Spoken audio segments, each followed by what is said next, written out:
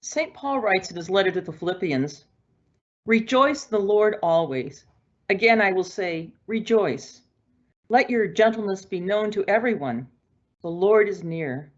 Do not worry about anything, but in everything by prayer and supplication with thanksgiving, let your requests be made known to God. And the peace of God, which passes all understanding, will guard your hearts and your minds in Christ Jesus." That part, the peace of God, which passes all understanding, was usually the way sermons ended when I was growing up. And I wondered about this peace of God that passes understanding, and what did it have to do with me, or how was it available or visible?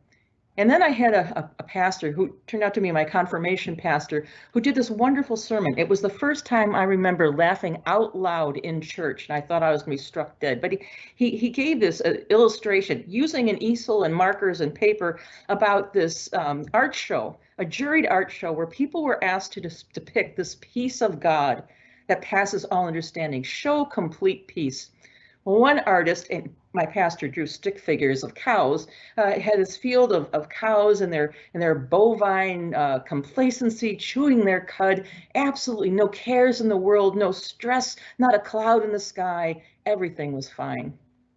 And then there was another piece of art, and my pastor tried to draw this, and it was a raging torrent with jagged rocks and horrible waterfalls, and just this little slim branch out, and on that branch in this terrible raging waterfall, there was a little nest, and in the nest were their eggs, and on the eggs was a bird, and that bird was safe and secure in that nest in the midst of the raging torrent.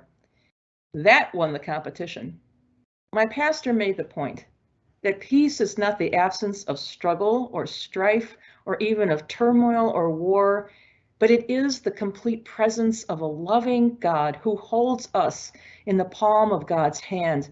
And so that in all those things that rage around us, we know this peace. This passes all human understanding. And I believe that it's a gift that God gives to each of us. Be well, dear church.